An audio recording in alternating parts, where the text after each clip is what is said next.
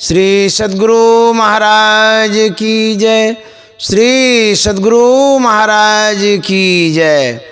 विद्यानंद बाबा best channel पर आप श्रोताओं का स्वागत है, सम्मान है, अभिनंदन है। आप सभी श्रोता इस चैनल पर हमारे जितने साधु महात्मा हैं उनको सुनते आ रहे हैं और उनके जीवन उपदेश को जानते आ रहे हैं। आज मैं विशेष विद्वान संत मत के प्रखर प्रवक्ता डॉक्टर स्वामी विवेकानंद जी महाराज के समीप उपस्थित हूँ, उनके चरण में हूँ और मैं इनसे जानना चाहूँगा इनके जीवन के विषय में। इन्होंने जो जिया है, बैरागी जीवन, सन्यासी जीवन, जो भी जीवन इन्होंने जिया है उस जीवन के विषय में आज जानेंगे। प्रणाम स्वामी जी। स्वामी जी ये बताएं कि आपका जन्म कब और कहाँ हुआ है, कृपा करके बताया जाए।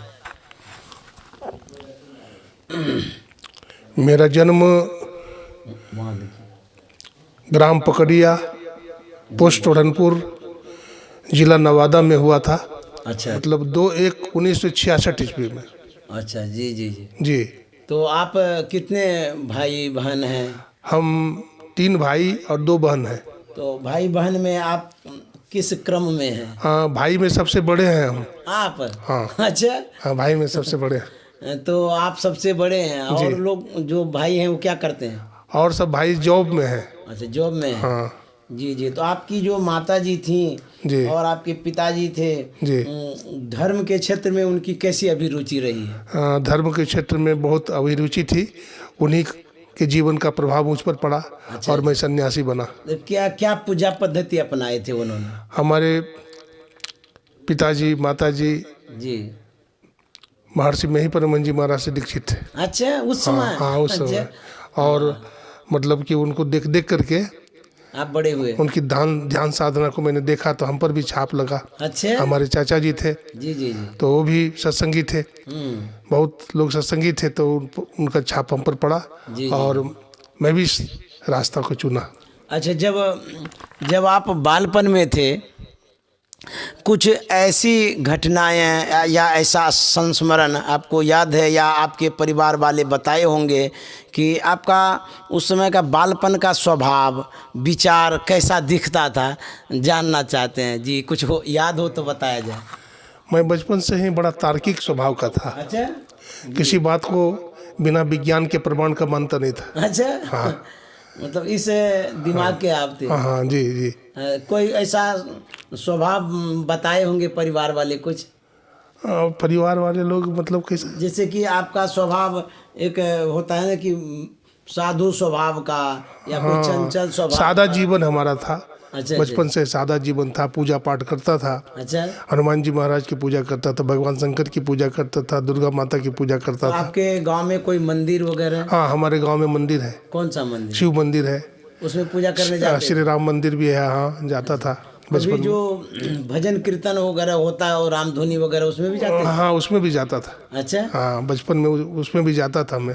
कैसा लगता था उसमें? बहुत अच्छा लगता था, बहुत आनंद आता था मुझे भजन गाने में। जी जी। हाँ। आपने जो शिक्षा प्राप्त की है प्रारंभ में मिडिल स्कूल में गए होंगे आप? जी हाँ। तो कौन सा स्कूल था?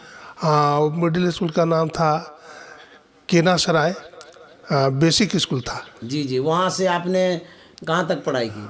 वहाँ से मैंने मतलब कि 7वीं क्लास 8वीं क्लास वहाँ पढ़ा। जी जी। बेसिक में। उसके बाद आप कहाँ गए? उसके बाद हाई स्कूल में आए अपने जन्मभूमि में। कहाँ पर? उच्च विद्यालय पकड़िया। पकड़िया में? हाँ। वहाँ कहाँ तक पढ़ाई हुई? वहाँ मैट्रिक पास किया मैंने। जी जी। वहाँ से मैट्रिक पास आपने कब किया? मैट्रिक पास मैंने 1982 ईस्वी में किया। जी जी। आपका जन्म कब बताए थे स्वामी? हमारा जन्म 2/1/66 ईस्वी में हुआ था। 2/1/66 ईस्वी जी। और आपने मैट्रिक पास किया, उसके बाद की जो पढ़ाई है? हाँ जी। उसके बाद मैंने इंटरमीडिएट किया। कहाँ से? केलेस कॉलेज नवादा से किया। अच्छा जी जी। हाँ हाँ। वहीं से फिर बीए किया। बीए ऑनर्स किया। अच्छा, आपका क्या सब्जेक्ट रहा? हमारा सब्जेक्ट था हिंदी, इंग्लिश और इकोनॉमिक्स, लॉजिक, आदि आदि। आपका ऑनर्स का सब्जेक्ट क्या था? हमारा ऑनर्स का सब्जेक्ट दर्शन था। अच्छा अच्छा, ऑनर्स किया दर्शन शास्त्र। जी हाँ जी, दर्शन उसके शास्त्र। बाद की जो पढ़ाई है वो कहाँ की आपने? उसके बाद उसकी पढ़ाई मैंने मेरठ कॉलेज मेरठ से किया। जी जी जी एमए की पढ़ाई जी जी वहाँ से किया। उसके बाद यूजीसी क्वालिफाई किया था मैं, जी जी पीएचडी किया फिर वहीं से मेरठ कॉलेज मेरठ से, जी जी। और वहीं लेक्चरशिप में हमारा अच्छा, ज्वाइनिंग ज्वाइनिंग हो गई। अच्छा। वहीं मैं प्रोफेसर बन गया जी जी वहाँ। उसके बाद फिर आगे मैं तो सर्विस छोड़ करके भाग गया था। अच्छा अच्छा, कहाँ चले गए थे? सर्विस छोड़ करके रिजाइन दे करके भाग गया था, जी जी। और आगे कहाँ चले गए थे? हिमालय चला गया था। तपस्या करने की इच्छा हो गई। मैं महर्षि संत जी महाराज से दीक्षा पहले ले चुका था। ये होगा 1982-83 होगा। जी जी जी, उसी समय लिया था। एक मिनट स्वामी जी, मैं आपको रोक रहा हूँ। मैं आपसे ये निवेदन कर रहा था कि आप जो स्कूली शिक्षा आपने प्राप्त किया, उस क्रम में आपको पढ़ने में कोई कठिनाई हुई हो या सुविधा हुआ हो? पढ़ने में आपको कैसा लगता था? आप कैसे किस तरह से अध्ययन करते थे? मान लिया जाए आपने डिलीट कर लिया है, कोई छात्र आपकी पढ़ाई तक पहुंचना चाहता हो और उसको किसी न किसी तरह की कठिनाइयां होती हो, उन छात्रों के लिए आप क्या सुझाव देंगे? किस तरह से वो अध्ययन करेंगे, किस तरह से पढ़ेंगे? आपने किस तरह से पढ़ा, ये थोड़ा छात्रों के लिए प्रेरणादायक बात आप बतावें। जी देखिए, विद्यार्थी जीवन बहुत संघर्षमय जीवन है, जी और हमारे जीवन में भी संघर्ष आया था, जी जी। लेकिन सब टलता गया। अच्छा अच्छा। मैं मेहनत किया और अपने क्लास में अच्छा नंबर लाता था, फर्स्ट जी जी था अपने क्लास में, कभी सेकंड नहीं हुआ। तो पढ़ाई में हमारी बहुत अभिरुचि थी, मैं बहुत दिलचस्पी लेकर पढ़ता था। और इससे ऐसा होता होगा जी जो आपको टेंशन में डालता होगा। जी हाँ, जैसे दर्शन शास्त्र है, जी जी।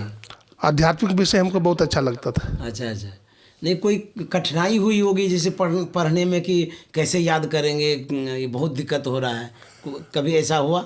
हाँ, ऐसा होता था कभी कभी जी। जैसे मान लीजिए उस समय आपने जो फेस किया जी, उस टफ रास्ते को, जी। आप स्टूडेंट को क्या सलाह देंगे? कैसे करेंगे उस समय वो किसी को दिक्कत हो रही है तो? देखिए, समस्या तो आती है, जी जी विद्यार्थी जीवन में बहुत सारी समस्याएं आती है, जी लेकिन विद्यार्थी को घबराना नहीं चाहिए। जी जी बहुत साहसपूर्वक कोई भी व्यक्ति अपने कार्य में लगा रहता है तो सब समस्या का निराकरण हो जाता है।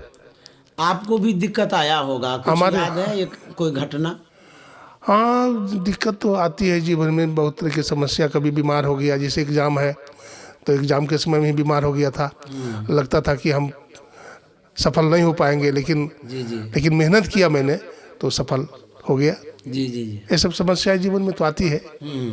परीक्षा जब आप देते थे, जी परीक्षा की घड़ी में आपके दिल में कैसा होता रहता था? हाँ, परीक्षा की घड़ी में तो थोड़ा घबराहट तो होती थी जरूर। जी जी हाँ, पहला दिन तो निश्चित रूप में घबराहट होती थी। जी जी जी। हाँ, लेकिन बाद में फिर ठीक हो जाता था। तो जब आप परीक्षा हॉल में होते थे, आपके सामने में प्रश्न पत्र है, आपको लिखना है, कैसा लगता था? थोड़ा बताइए, कुछ याद है तो। जी हाँ, देखिए, जो प्रश्न आता था जी। तो पहले तो थोड़ा दिक्कत होती थी, कभी कभी प्रश्न कुछ कठिन भी आ जाता था, जी जी तो दिक्कत भी होती थी, लेकिन मैं साहसपूर्वक लिखते रहता था। अच्छा। और लिखते लिखते सब पॉइंट्स को डील कर देता था। अच्छा। इसका मतलब आप पहले से तैयारी करके रखे थे? हाँ, तैयारी तो करता ही था, जी जी क्योंकि मैं मेहनत से पढ़ता था। जी जी जी। तो आपकी पढ़ाई प्रोफेसर तक पहुंची, उसके बाद आपके मन में वैराग्य हुआ। क्या एकाएक वैराग्य हुआ या पहले से ही मन में वैराग्य होता रहता था बीच बीच में? क्योंकि मैं अपनी बात बताता हूँ, बीच में जब मैं कॉलेज में पढ़ रहा था, ऑनर्स की तैयारी हो रही थी मेरी, तो जब फर्स्ट पार्ट का परीक्षा मैंने दे दिया तो मेरे मन में एकाएक वैराग्य हो गया कि मैं अब छोड़ करके चला जाऊंगा ध्यान करने के लिए, और ये क्या जीवन है, पढ़ाई पढ़ के क्या करेंगे। तो मैं जाना तो चाह रहा था, लेकिन फिर मन में होता है कि नहीं नहीं, बीए कंप्लीट करके यदि जाऊंगा तो अच्छा रहेगा। तो मैं रुका तो फिर थर्ड पार्ट का फाइनल परीक्षा दे करके तब उसके बाद मैं अपने रूम से ही यहाँ से निकला, जहाँ पढ़ रहा था वहीं से निकला, सो निकला ही रह गया। तो उसी तरह से आपके मन में पहले से हो रहा था वैराग्य, या एकाएक आप प्रोफेसर बने तब हुआ, बता सकते हैं? जी देखिए, जब मैं पढ़ाई के क्रम में था जी जी जी तो मैं उसमें सत्संगी बन चुका था पहले। जी हाँ, पहले से। तो आध्यात्मिक संस्कार हमारा था, ध्यान भी करता था मैं। अच्छा? सत्संग में भी जाता था। वाह वाह। लेकिन हमने वैराग्य तब हुआ जब शादी विवाह करने के लिए लोगों ने, गार्जियन ने अच्छा। बहुत प्रयास किया, प्रेरित कर। लेकिन हमारी इच्छा नहीं थी। अच्छा। मैंने संकल्प कर लिया था, मैं जीवन में अखंड ब्रह्मचारी रहूंगा जी जी। और पूरा जीवन विश्व कल्याण के लिए बिताऊंगा, अच्छा ध्यान साधन करूंगा और औरों को भी प्रेरित करूंगा। जी जी। आप जब परिवार के द्वारा विवाह करने के लिए दबाव महसूस करने लगे, तो वो कौन सा समय था, कौन ईस्वी था, और आपको उस समय कैसा लग रहा था? जी कहा जाए। उस समय कब की बात है? उस समय लगभग 1985 की होगी। उम्र क्या होता होगा? 1985-86 की बात होगी लगभग।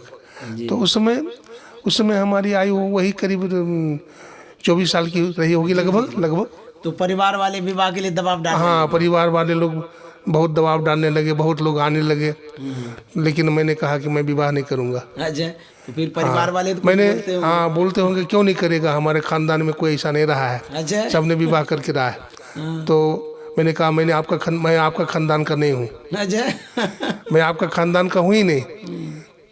तो हंसते थे।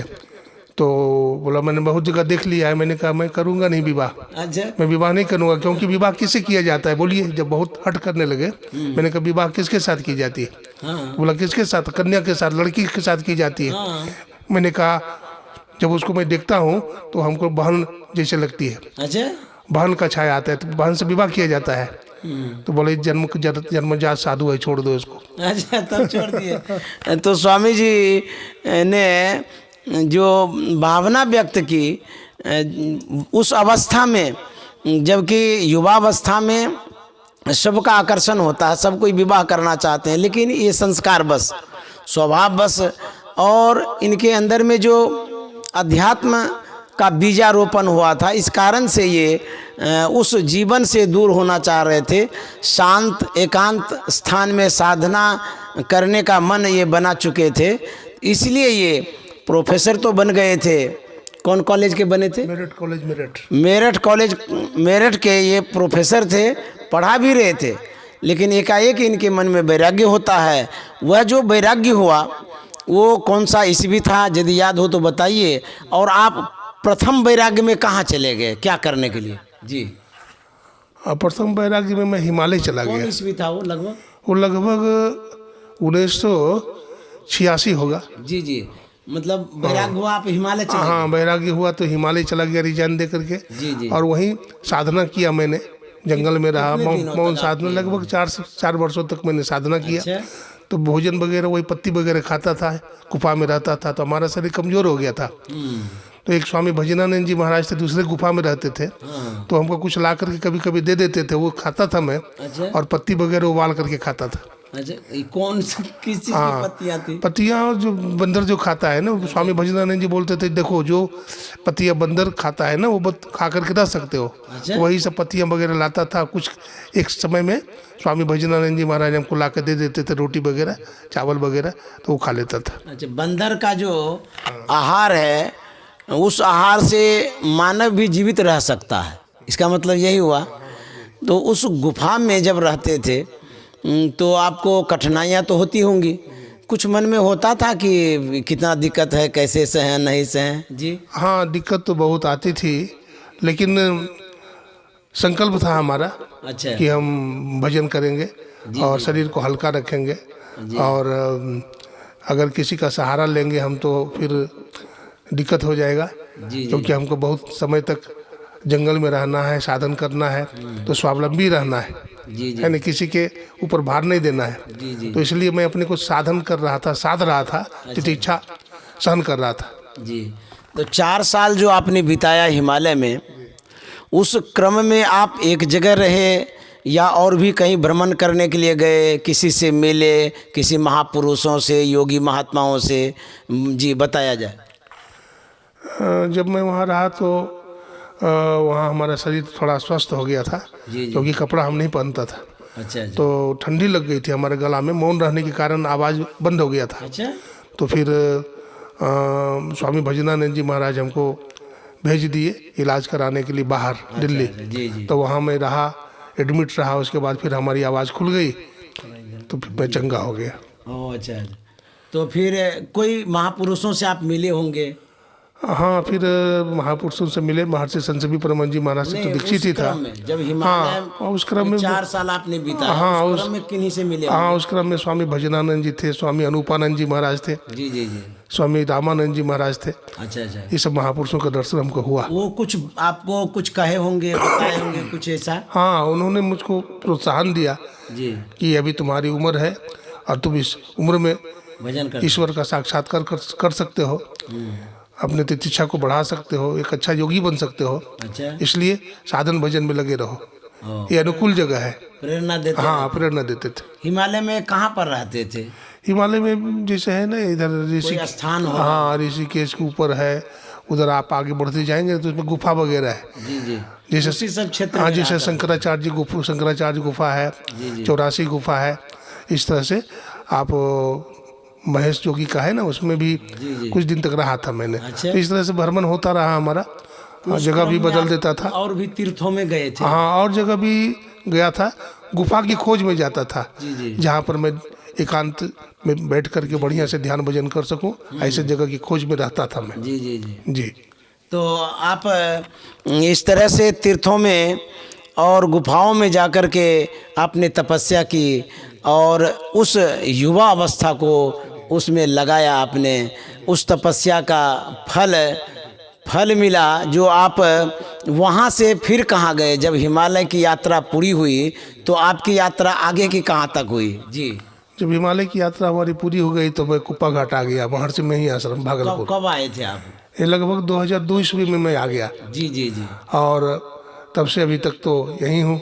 महर्षि संतसभी परमहंस जी महाराज की बहुत कृपा हुई हम पर, और उन्होंने अपने शरण में हमको रख लिया। जी जी जी। और यहीं कुप्पा घाट आकर के फिर मैं एक पुस्तक लिख रहा था, लेकिन हमको स्वप्न हुआ था हिमालय में ही कि शोध ग्रंथ लिखो। गुरु महाराज को देखा, महर्षि में ही परमहंस जी महाराज 2:30 बजे रात में मैं स्वप्न देखा। वो बोल रहे थे, उठो ए लड़का उठो। तो मैं उठ करके बैठ गया। तो बोलते हैं शोध ग्रंथ लिखना है। तो मैंने कहा किन पर लिखना है? तो बोलते हैं, मैंने कहा हुजूर आप पर लिखना है क्या? बोलते नहीं, हमारे ऊपर लिखा गया है। अच्छा। डॉक्टर महेश्वर बाबू ने लिखा है। कुछ देर के बाद देखता हूँ हमारा स्वप्न भंग हो गया। जी। तो मैं आ गया बाहर में। स्वामी जी, जब आपको गुरु महाराज ने दर्शन दिया, आपको प्रेरित किया शोध करने के लिए, उस क्रम में गुरु महाराज महर्षि जी नहीं बोले होंगे, संत सेवी जी बोलेंगे, क्योंकि उस समय महर्षि जी ये नहीं बने थे। जी। तो संत सेवी जी महाराज पर शोध करने के लिए बोले होंगे। तो फिर आपके मन में क्या हुआ? देखिए, ये तो हमारा भाव है कि हम महर्षि लगा दिया। जी जी। क्योंकि हम उनसे दीक्षा लिए, हमारे गुरु हैं। नहीं, गुरु महाराज की कोटेशन। लेकिन गुरु महाराज तो संत सेवी जी बोले थे। जी जी, वही कहा। हाँ, संत सेवी जी बोले थे। तो क्या बोले, फिर से कह दीजिए। हाँ, उन्होंने बोले थे संत सेवी जी के ऊपर शोध लिखना है। तो फिर आपके मन में क्या हुआ? तो मैंने कहा ठीक है हुजूर, सिरोधार्य है। तो मैं पता लगाया, फिर कुप्पा घाट आया। तो फिर महर्षि संतसेवी परमहंस जी महाराज से सारी बात बताया। फिर महर्षि संतसेवी जी महाराज ने कहा कि अरे हम तो साधारण आदमी हैं, हमारे ऊपर क्या लिखोगे? अच्छा। महापुरुष के ऊपर, संत के ऊपर लिखा जाता है।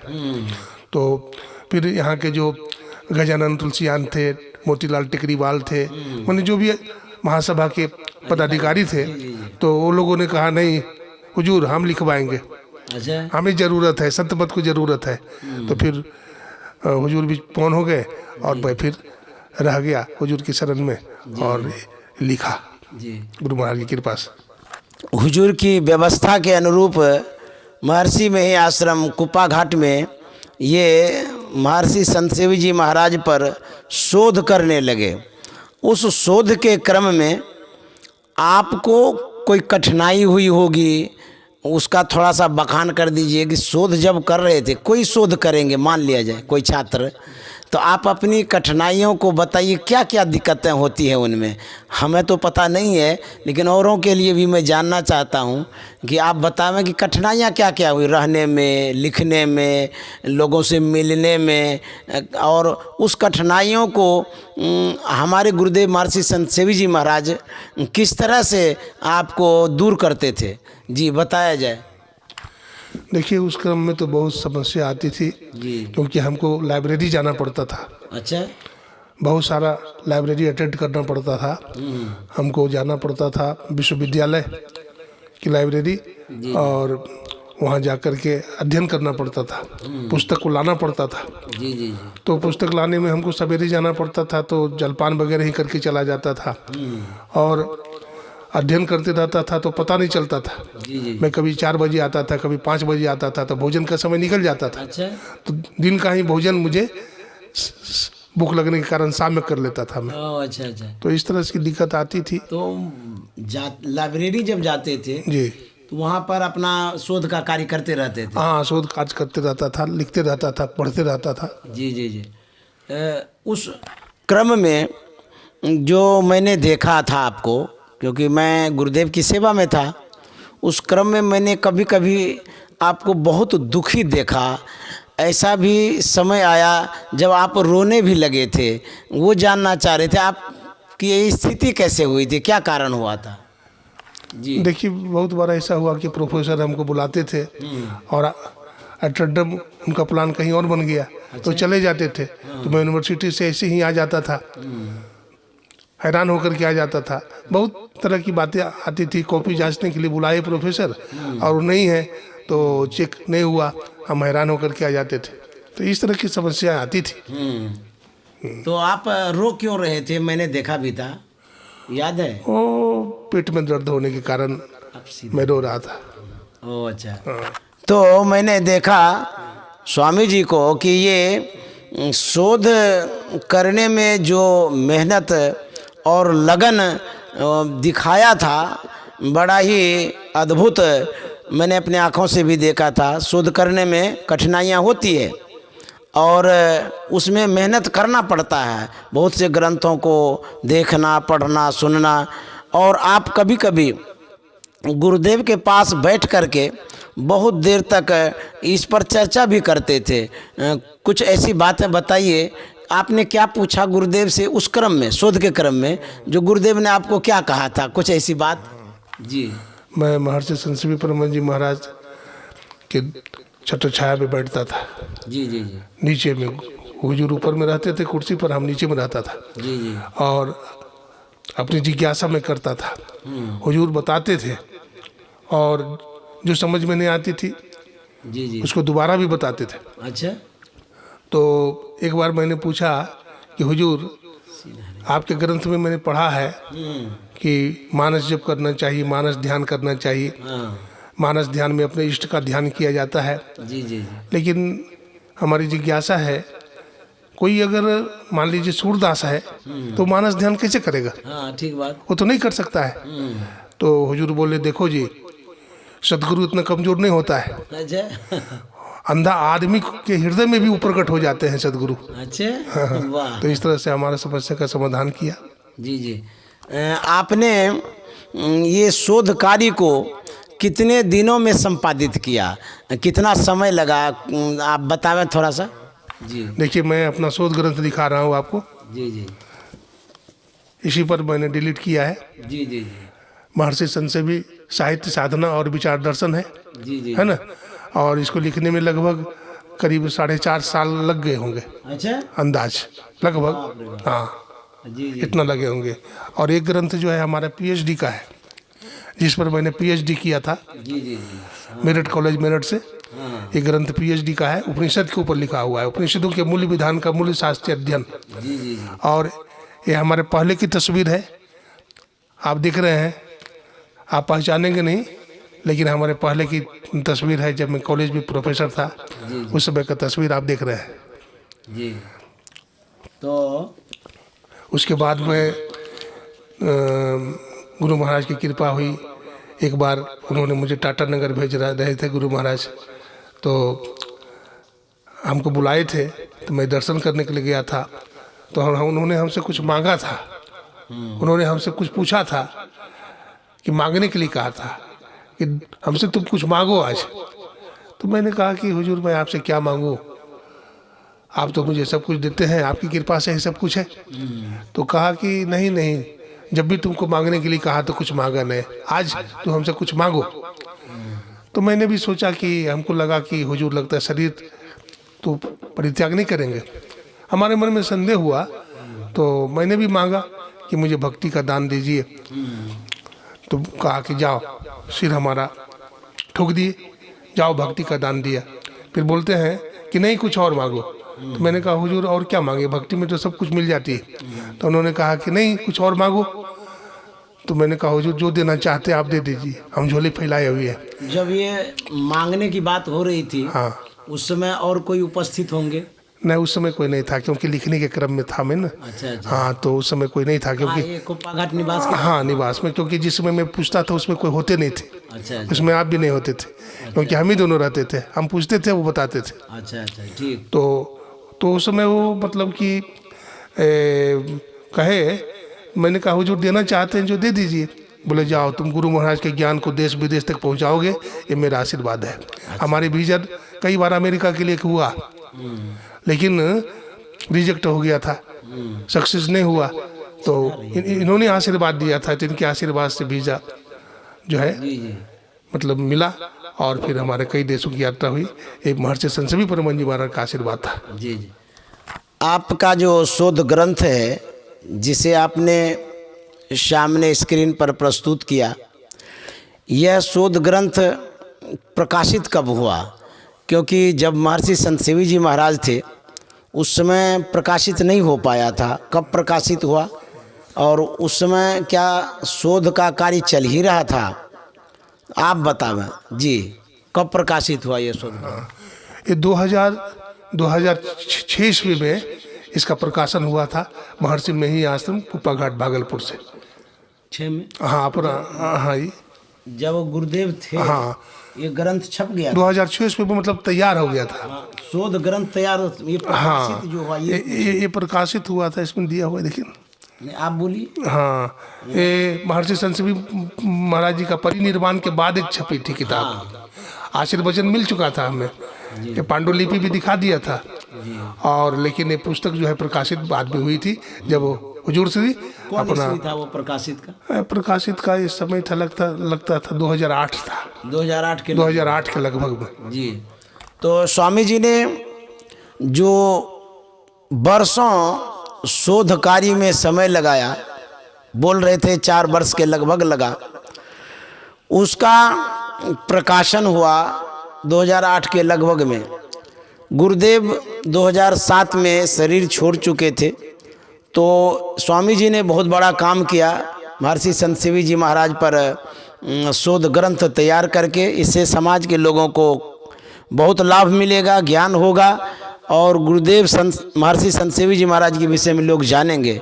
तो स्वामी जी अब आगे की जो यात्रा है, आप तब से लेकर के अब तक कुप्पा घाट में रह रहे हैं, यहाँ से आपका प्रचार प्रसार का कार्य होता है। अब तो कहाँ कहाँ आप जाते हैं प्रचार करने के लिए? प्रचार प्रसार करने के लिए मैं जैसे अभी दिल्ली, हरियाणा, पंजाब, जम्मू कश्मीर तथा झारखंड, बिहार, ये सब जगहों में जाता हूँ। 2019 ईस्वी में मैं UAE, United Arab Emirates, Thailand, Mauritius, Hong Kong, Singapore वगैरह की यात्रा हुआ, और इस तरह से कोरोना वायरस के कारण 2020 में नहीं जा सका। 21 में भी ऑफर है बुल्गारिया आदि देशों के लिए, तो मतलब कि वहाँ जाने वाला हूँ। जी, ये पूरे देश में और भी प्रदेश में जाया करते हैं प्रचार प्रसार के लिए। स्वामी जी, एक बात और जानना चाहेंगे, आपने 4 वर्षों तक महर्षि संत शिवी जी महाराज के जीवन पर शोध किया है, रिसर्च किया है, उनके जीवन को आपने खोजा है। उनके जीवन को जो आपने खोजा 4 साल तक, उसमें पाया क्या है, आप बताइए थोड़ा सा। देखिए, मैं जब शोध कर रहा था तो महर्षि संत शिवी परमहंस जी महाराज का जो चीज़ हमें नहीं मिलता था, जो विवरण नहीं मिलता था, तो मैं उनकी जन्मभूमि तक गया हूँ, गम्हरिया। महर्षि संत शिवी परमहंस जी महाराज की जन्मभूमि गम्हरिया है, तो उस गम्हरिया गांव में भी गया हूँ और गया ही नहीं हूँ, 15 दिन रहा भी हूँ। और इन महाराज जी के जो जन्मभूमि है ना, वहाँ ठहरा हूँ और सब कुछ तलाश किया हूँ, कौन सा उनके मित्र थे, हुजूर श्री के माता जी का नाम क्या था, पिताजी का नाम क्या था, नाना जी का नाम क्या था, और कैसे कैसे उनके पूर्वज में कौन कौन से लोग हुए हैं। तो ये सब छानबीन करके मैं लाता था। अच्छा, तो मैं ये जानना चाह रहा था कि जो महर्षि संत शिवी जी महाराज का जीवन रहा है, जैसे कि दूध में आप घी निकालते हैं, सार निकालते हैं, उसी तरह से उनके जीवन का सार क्या रहा है वो बतावे। महर्षि संत शिवी जी महाराज एक अलौकिक महापुरुष थे। जी। एक गुरु महाराज के पूरे ज्ञान को अपने जीवन में आत्मसात कर लिया था। जी। और इतना समय के पाबंद थे और इतना भजनिक थे। जी। सदाचारी थे, मैं क्या कह सकता हूँ। जी, हमें तो ऐसा लगता है कि संत की परंपरा में, संतों की कड़ी में महर्षि संत शिवी जी महाराज ऐसा शिष्य मिलना बड़ा दुर्लभ है, जिन्होंने गुरु महाराज की सेवा लगभग 40 वर्षों तक किया। जी। और हमारे जीवन में भी गुरु महाराज मिले, महर्षि संत शिवी परमहंस जी महाराज, और हम भी जो आगे बढ़े अपने जीवन में, तो इनका बहुत बड़ा आशीर्वाद था, इनका बहुत बड़ा देन था।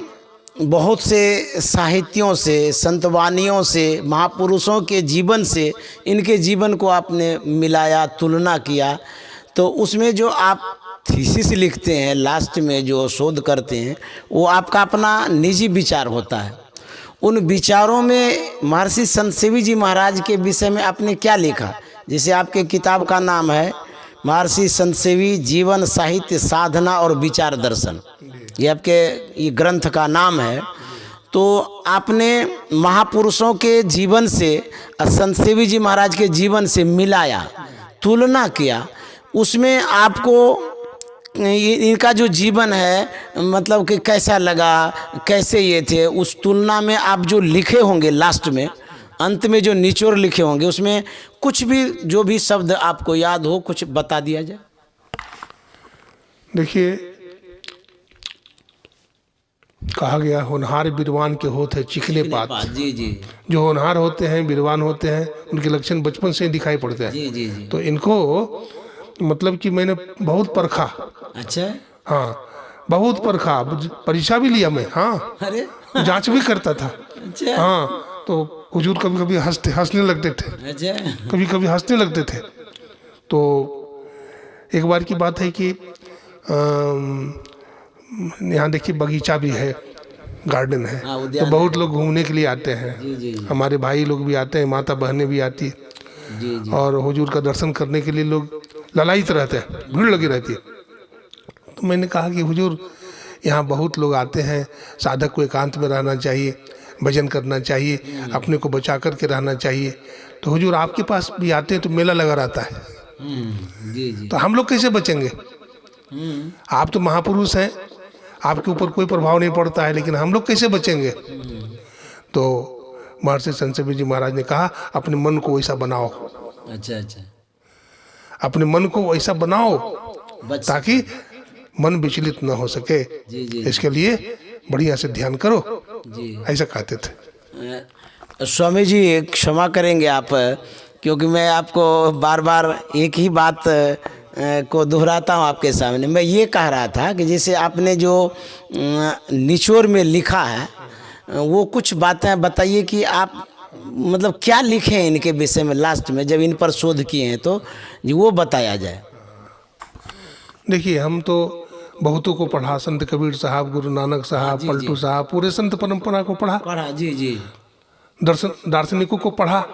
लेकिन महर्षि संत सेवी जी महाराज जो कुछ भी इनका साहित्य है, साहित्य का अवलोकन किया मैंने, तो मैंने पाया कि इनका जो विचार है ना, इनका जो विचार दर्शन है वो सर्वधर्म समन्वय पर आधारित है। जी जी जी हाँ इनकी बात जो है एक धर्म के लिए नहीं, हिंदू धर्म के लिए, कि हिंदू धर्म के लिए है अथवा वैदिक धर्म के लिए है, बल्कि इनकी बात को कोई भी व्यक्ति अमल कर सकता है और लाभ उठा सकता है, निर्वाण तक, मोक्ष तक जा सकता है। जी जी। वैसी कौन सी बात है जो इन्होंने सभी धर्मों के लिए कहा? हाँ, इन्होंने कहा है कि जैसे ईश्वर हैं। हाँ, इन्होंने कहा ईश्वर एक है। हाँ, इन्होंने कहा ईश्वर एक है, ठीक है जी।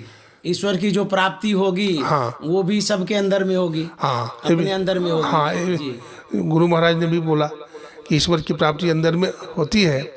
महर्षि संत सेवी जी महाराज ने भी उसका समर्थन किया। जी जी जी। और युक्ति बताई। जी जी जी। युक्ति बताई कि परमात्मा की प्राप्ति कैसे संभव है। जी जी। है ना, किस प्रकार से साधक को साधना करनी चाहिए। जी जी। सदाचार का पालन करना चाहिए, तब उसकी तरक्की होगी। इन सारी बातों को बता, एक उदाहरण दिए हैं कि देखो जैसे घड़ी है, तो घड़ी में एक बार चाबी लगाने के बाद अपने आप चलने लगती है, बहुत दिन तक चलते रहती है। ठीक उसी प्रकार से ध्यान भजन भी तुम करोगे तो बहुत दिन तक चार्ज रहेगा वो, बहुत दिन तक चार्ज उसका चलेगा, बैटरी चलेगी। तो इसलिए ध्यान भजन में शिथिलता नहीं लाओ। जी जी जी। ठीक से बैठो, स्तुति विनती करो। जी जी। है ना, तब इसका लाभ तुम्हें मिलेगा। जी। स्वामी जी, और भी मैं जानना चाह रहा हूँ श्रोताओं के लिए भी। मैंने तो उनके जीवन को बहुत कम ही जाना है, बहुत कम ही देखा है, मैंने बहुत कम पहचाना है उनको। आपने भौतिक दृष्टि से भी पहचाना, आध्यात्मिक दृष्टि से भी पहचाना, साधना की दृष्टि से भी पहचाना। आप इतने डीप में गए, इतनी गहराई में गए कि आप शोध कर लिए उनके ऊपर। आप तो सब कुछ जानते हैं। उनका जो जीवन था, जो भौतिक जीवन था, उस भौतिक जीवन में उन्होंने क्या आपको बताया या सिखाया या क्या दिखाया, उस जीवन के विषय में बताया जाए। एक बार की बात है जी, मैं यूनिवर्सिटी गया था, लाइब्रेरी। जी जी। तो लाइब्रेरी गया था तो हमें मालूम नहीं था कि रविवार है आज, हमको लग रहा था शनिवार है। जी जी जी। इसलिए रविवार वाला सत्संग में मैं कुप्पा घाट नहीं आ सका टाइम पर। आने में विलम्ब हो गई क्योंकि मैं समझ रहा था आज शनिवार है। जी जी जी। तो मेरे कुप्पा घाट पहुँचते पहुँचते समय लगभग 4:30 हो गया। जी जी जी। तो उस समय आचार्यश्री का प्रवचन चल रहा था, महर्षि संत सेवी परमहंस जी महाराज का। तो प्रवचन चल रहा था तो मैं जाकर के बैठ गया। तो जब उनका प्रवचन समाप्त हुआ तो हमको कहते तुम नहीं था, तुम प्रवचन नहीं किया। मैंने कहा हुजूर हम नहीं आ पाए। बोला क्यों? बहुत बड़ी गलती करते हो, हमसे बोलते बहुत बड़ी गलती करते हो। मैंने कहा हुजूर हमसे गलती हो गई, क्षमा चाहता हूँ। हमको लग रहा था हुजूर आज शनिवार है, आज शनिवार है, इसलिए मैं नहीं आ सका। अच्छा अच्छा। तो वो कहे जानते हो तो कितना घाटा हुआ तुम्हें, कितने शब्द बोला गया होगा। अच्छा। संत महात्मा कितने शब्द बोले होंगे। मैंने हुजूर 2000-3000 शब्द बोले होंगे सबका प्रवचन में। जी। तो उतना साल पीछे हो गए। सत्संग की भारी महिमा है। जी जी जी। सत्संग नहीं छोड़ना चाहिए। अच्छा। ये महर्षि संत सेवी जी महाराज ने हमको कहा था। जी। और कई बार तो ऐसे महापुरुष का मैंने देखा। एक मिनट स्वामी जी, क्षमा चाहेंगे, मुझे एक बात याद आ गई, इसीलिए मैं आपको रोक दिया। संत सेवी जी महाराज के जीवन से जो मैंने जाना है, जो मैंने सीखा है, एक बात याद आ रही है। जब कभी उनके साथ होते थे हम सेवक लोग, चाहे वो कुप्पा घाट की बात हो अथवा सत्संग कार्यक्रम से कहीं बाहर जाते हों, उस समय कोई भगत लोग आते थे और कोई भी आते थे तो गुरुदेव कहा करते थे कि हम लोग सेवक थे, तब भी वो कहते थे कि हमारे ये लोग साथी हैं, साथी लोग हैं, तो हमारे साथी लोग कहाँ हैं, या हमारे साथी लोगों की क्या व्यवस्था हुई, साथी लोग ये जो है साथी लोग कहा करते थे, ये नहीं कहते कि हमारे सेवक लोग। तो मैंने उनके जीवन से एक बात ये भी जाना कि इतना स्नेह और सम्मान दिया करते थे, सेवकों को भी सेवक नहीं कहते थे, साथी कहते थे, मुझे स्मरण में है। तो इस तरह से सम्मान दिया करते थे। स्वामी जी आप कह रहे थे, आप कहा जाए जी। हाँ, देखिए महर्षि संत सेवी जी महाराज जैसा स्वामी जी बता रहे थे, वास्तव में ऐसी बात थी। जैसे भगवान श्री कृष्ण सखा बोलते थे, उसी तरह से हमारी महर्षि संत सेवी परम जी महाराज भी सेवक नहीं बोल करके साथी बोलते थे। तो ये उनकी महानता थी, इस सबको सम्मान देते थे। मैं आगे मैं जो कह रहा था कि महर्षि संत सेवी परम जी महाराज अंतर्यामी भी थे। अच्छा, क्योंकि एक बार की बात है कि जब मैं शोध कर रहा था, तो कॉपी चेक करवाने के लिए प्रोफेसर के पास जाता था। तो एक दिन की बात है कि कटिहार जिला में सत्संग होने वाला था। तो महर्षि संत सेवी परम जी महाराज का स्वास्थ्य थोड़ा खराब हो गया था। अच्छा, हाँ, अस्वस्थ हो गए थे। तो सत्संगी लोग हमारे पास आते थे, कहते थे बाबा चलिएगा नहीं अधिवेशन में। तो मैंने कहा देखो मैं तो काम कर रहा हूँ, मैं तो जा नहीं पाऊँगा। तो जाकर के महर्षि संत सेवी जी महाराज से कहता था ऐसा सत्संगी सब कि हुजूर आप नहीं जा रहे हैं तो उनको कम से कम कहिए। तो महर्षि संत सेवी परम जी महाराज का ठीक है बुला के लाओ। तो हम गए दर्शन करने के लिए, श्री चरणों में प्रणाम किया और हुजूर पूछते हैं कि तुम जाओगे? तो मैंने कहा हुजूर आदेश होगा तो चले जाएंगे। तो बोले फुर्सत है? मैंने कहा हुजूर फुर्सत तो नहीं है, हमें फुर्सत तो नहीं है हुजूर, तो फुर्सत निकाल सकते हो? अच्छा। मैंने कहा हाँ हुजूर फुर्सत निकाल लेंगे, आदेश होगा तो। तो ठीक है चले जाओ।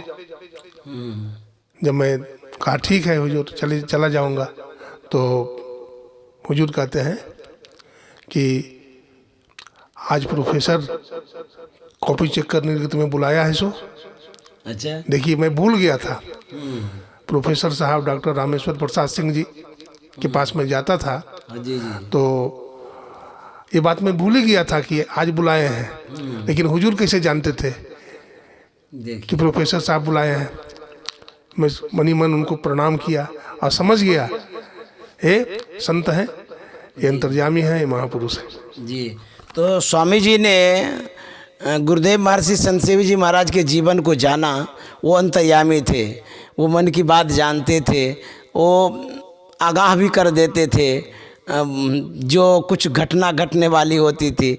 तो स्वामी जी गुरुदेव का जो जीवन रहा है वो आदर्शमय जीवन रहा है, साधनामय जीवन रहा है और साहित्यमय जीवन रहा है गुरुदेव का।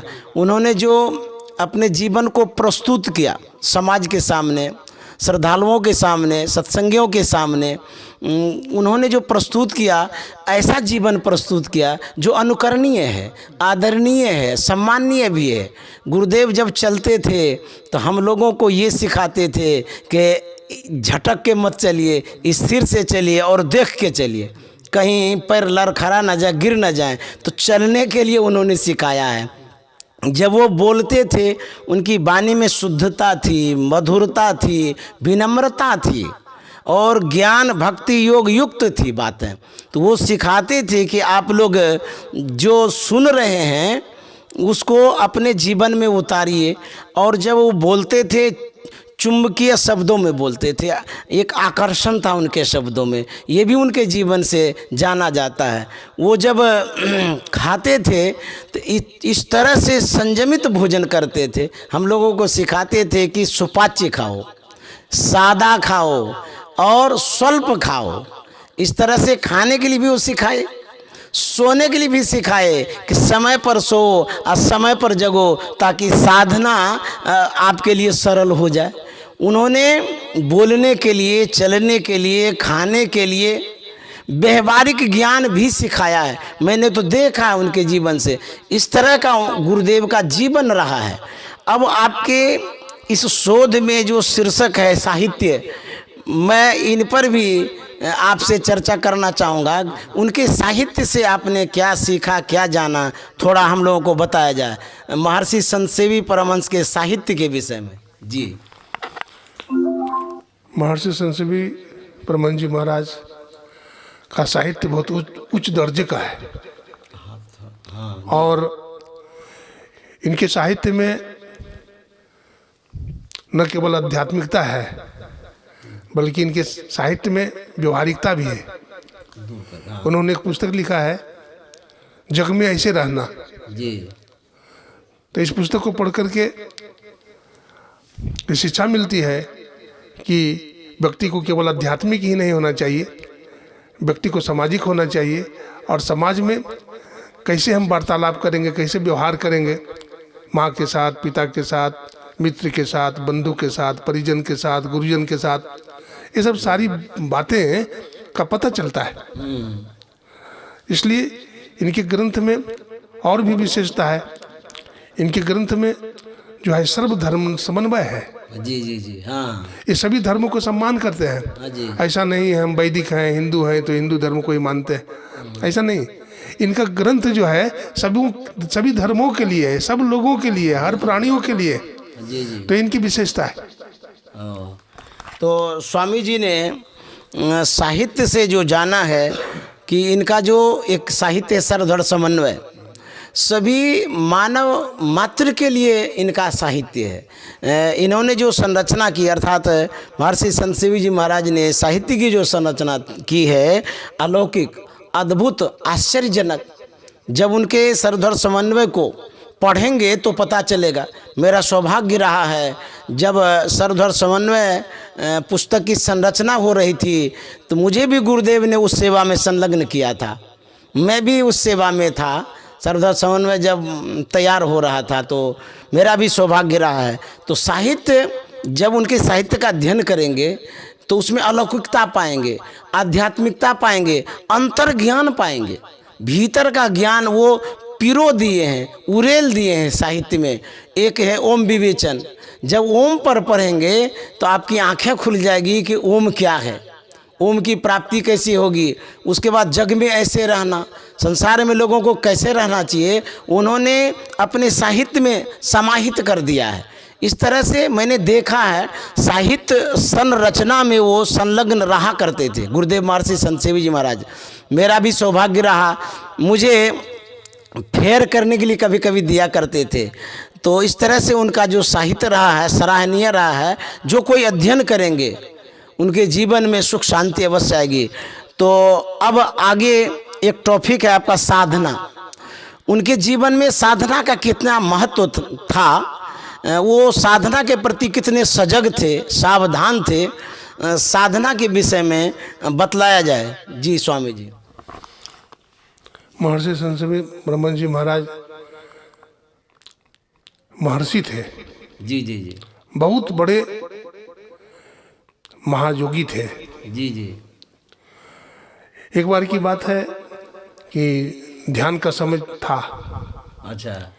महर्षि संतसेवी परमहंस जी महाराज का स्वास्थ्य ठीक नहीं था, शरीर भी कमजोर हो गया था। जी जी। लेकिन ध्यान के समय में मैं निवास में गया। अच्छा अच्छा। हमारे मन में लगा कि आज हम वहीं ध्यान करेंगे। जी जी। गुरु निवास में बैठकर। अच्छा। तो इनके सेवकों से पता चला, हमारे स्वामी विद्यानंद जी महाराज भी महर्षि संतसेवी परमहंस जी महाराज के बहुत बड़े सेवक, और इन्होंने बड़ी तत्परता के साथ सेवा की है। हाँ, राम दुआरे तुम रखवारे, है ना। तो इन्होंने बहुत सेवा की है गुरु महाराज के, बहुत लगन से की है, और गुरु महाराज जी से बहुत प्रसन्न भी रहते थे। तो मतलब इन्हीं लोगों से पता चला कि हुजूर श्री ध्यान में बैठे हुए हैं। जी जी। जबकि कई दिनों से अस्वस्थ चल रहे हैं। जी जी जी। लेकिन फिर भी ध्यान के समय में ध्यान में बैठे हुए हैं। अच्छा। तो इससे पता चलता है कि महर्षि संत कबीर जी महाराज का ध्यान भजन में बड़ी लगन थी। जी जी जी। हाँ, तो स्वामी जी ने बताया कि साधना के प्रति वो सजग रहते थे। मैंने अपनी आँखों से देखा है, जब ध्यान का समय होता था तो आगंतुक भक्तों से भी कहा करते थे कि आप लोग अपने अपने कक्ष में जाइए, ध्यान में बैठिए।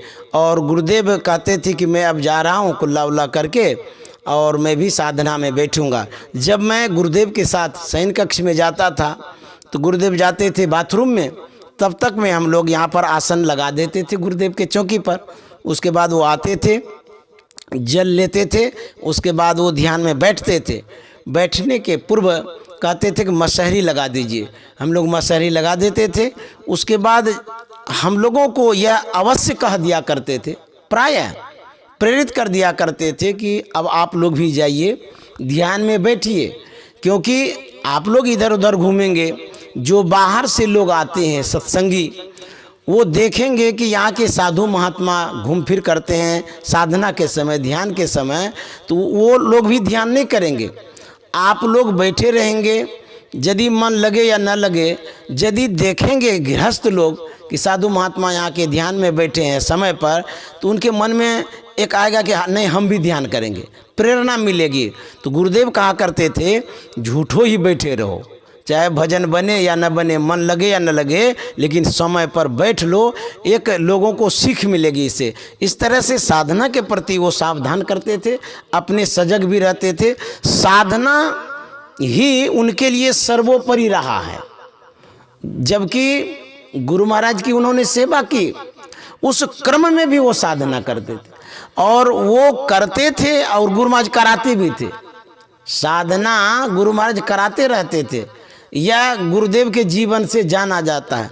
तो साधना के प्रति वो सजग थे, अच्छे साधक भी थे हमारे गुरुदेव। उन्होंने हमको सबको साधना के लिए प्रेरित किया है। और अंत में ये जो आपका विचार इसमें लिखा हुआ है शोध ग्रंथ में, विचार पर उनके विचारों को थोड़ा बतावें, उसके बाद मैं समाप्ति की ओर जाऊंगा।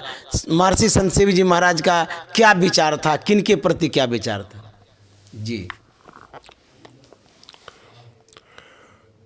हमें तो ऐसा लगा, जी जी। बहुत सारा संतों का साहित्य पढ़ा, कबीर साहब का, गुरु नानक साहब का, परमाराध्य गुरुदेव महर्षि में ही परमहंस जी महाराज का, जी, सबका पढ़ा। लेकिन हमको ऐसा लगा कि कहीं कहीं पर गुरु महाराज की वाणी हमको समझ में नहीं आ रही है, तो महर्षि संत कबीर जी महाराज का ज्ञान गंगा पढ़ लेता था। अच्छा। मिलता जुलता प्रवचन। तो उससे हमारा गुरु महाराज के जो कठिन शब्द था अथवा भाव था, वो भाव का बोध हो जाया करता था। अच्छा अच्छा। जी जी। तो इससे हमको पता चला कि लगता है कि गुरु महाराज का जो ग्रंथ है सत्संग सुधा सागर, अगर ये ताला है तो ज्ञान गंगा कुंजी है। अच्छा। ज्ञान गंगा कुंजी है। तो मतलब कि महर्षि में ही परमहंस जी महाराज अगर ताला थे तो महर्षि संत कबीर जी महाराज कुंजी थे। जी जी, वो खोल लेते थे। खोल लेते थे। जी जी। तो स्वामी जी ने बड़ा अच्छा कहा, गुरुदेव का जो विचार था वो संत मत का विचार था, और संत साहित्य का विचार था, साधना का विचार था। गुरुदेव का विचार संत से जुड़ा हुआ ही था और सदग्रंथों से जुड़ा हुआ विचार था। उनका विचार क्या था? बिना विचारे जो करे सो पाछे पछता, काम बिगाड़े आपनो जग में होत हंसा, जग में होत हंसा चित्त में चैन न आवे, कह गिरधर कबीरा कहे जो बिना विचारे। तो वो विचार के ही सब काम करते थे, चाहे व्यवहारिक जीवन में हो या साधना संबंधी जीवन में हो। किसी भी तरह की बात होती थी तो वो विचार के ही एक ठोस कदम उठाते थे। तो गुरुदेव का जो विचार था संतमत से युक्त विचार था, मिला जुला विचार था, और गुरु महाराज के विचारों से मिला हुआ विचार था। तो अंत में मैं स्वामी जी से थोड़ा सा वक्त लेना चाहता हूँ। आपके साहित्य में जो लिखा हुआ है कि जीवन, साहित्य, साधना और विचार दर्शन, ये आपके मतलब साहित्य का हेडिंग है, किताब का नाम ही यही है, जीवन, साहित्य, साधना और विचार। अंत में मैं इस पर दर्शन पर जानना चाहता हूँ, क्योंकि आप दर्शन शास्त्र से भी वो पढ़े हैं, एमए हैं, तो थोड़ा मुझे पता नहीं दर्शन क्या होता है, हम श्रोताओं को बताओ दर्शन शब्द क्या है, दर्शन का क्या मतलब है, उसके बाद समाप्त करूँगा जी। दर्शन का अर्थ होता है देखना। अच्छा जी जी जी, हाँ लेकिन गंभीरता से देखना। जी जी जी। जो दार्शनिक होते हैं वो भी देखते हैं, साधारण व्यक्ति भी देखता है, जी जी। लेकिन जो दार्शनिक होता है वो गंभीरता से देखता है, सजगता से देखता है, जी जी जी। सावधानी से देखता है। दार्शनिक वही होता है जो हर व्यक्ति के मनोवृत्ति को जान जाए। अच्छा अच्छा जी जी। जैसे मान लीजिए सत्संग चल रहा है, बहुत सारे श्रोता बैठे हुए हैं, और जो वक्ता है जिसको समझाना बुझाना है, प्रवचन करना है, तो हमें क्या कहना है जी जी। उसकी तस्वीर को देख करके, उसके भाव को समझ करके वही बात बोलेगा वो, अच्छा अच्छा जी जी। है ना। माने उसको समझिए कि बताना है और इस ढंग से पढ़ाना है, इस ढंग से समझाना है कि उसको बोध हो जाए, जी जी। वो समझ जाए वो चाहता क्या है। हाँ हम क्या बोलेंगे तो संतुष्ट हो जाएगा, हम क्या बोलेंगे कि उसको ज्ञान हो जाएगा। जी जी। तो इस तरह की बात है दर्शन का। स्वामी जी ने बताया कि दर्शन अर्थात देखना, देखने की जो, हाँ गंभीरता पूर्वक देखना, देखने की जो दृष्टियाँ होती है भिन्न भिन्न होती हैं, पृथक पृथक हुआ करती हैं। तो संत जो देखते हैं सूक्ष्म दृष्टि से देखते हैं, पैनी निगाह से देखते हैं। तो वास्तव में यदि हम विचार कर कहें तो महर्षि संत सेवी जी महाराज परम दार्शनिक थे, क्योंकि उनकी दृष्टियाँ खुल गई थी। वो देखते थे, जिसको भी देखते थे सूक्ष्म दृष्टि से देखते थे। वैसे अपनी अपनी भावनाओं से देखते हैं, जिनकी रही भावना जैसी। अब प्रभु मूरत देखे तिन तैसी। गुरुदेव देखते थे साधना की दृष्टि से, आत्मदृष्टि से, पैनी दृष्टि से देखते थे और अनुभव की दृष्टि से देखा करते थे।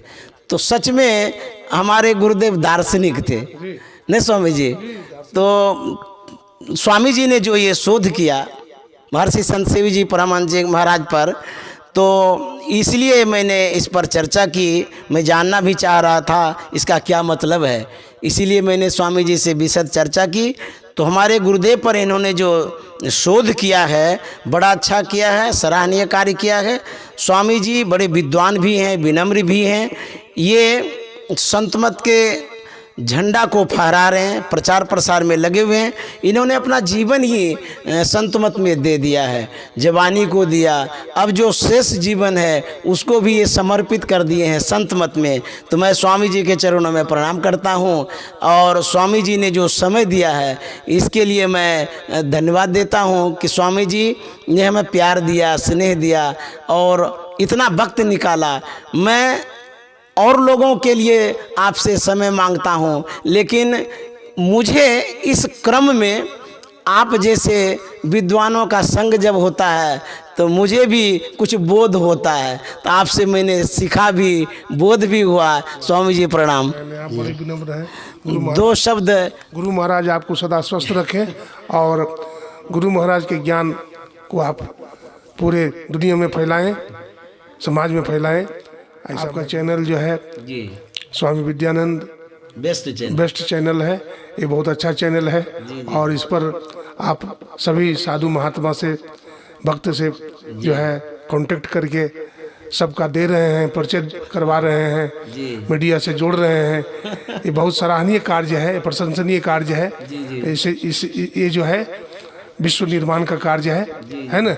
इससे अध्यात्म फैलेगा और संपूर्ण दुनिया में प्रकाश हो जाएगा। इस कार्य के लिए आपको बहुत बहुत धन्यवाद देते हैं कि इस कार्य को आप करते रहिए, है ना। इससे मानव कल्याण होगा। जी स्वामी जी को बहुत बहुत प्रणाम। श्री सद्गुरु महाराज की जय।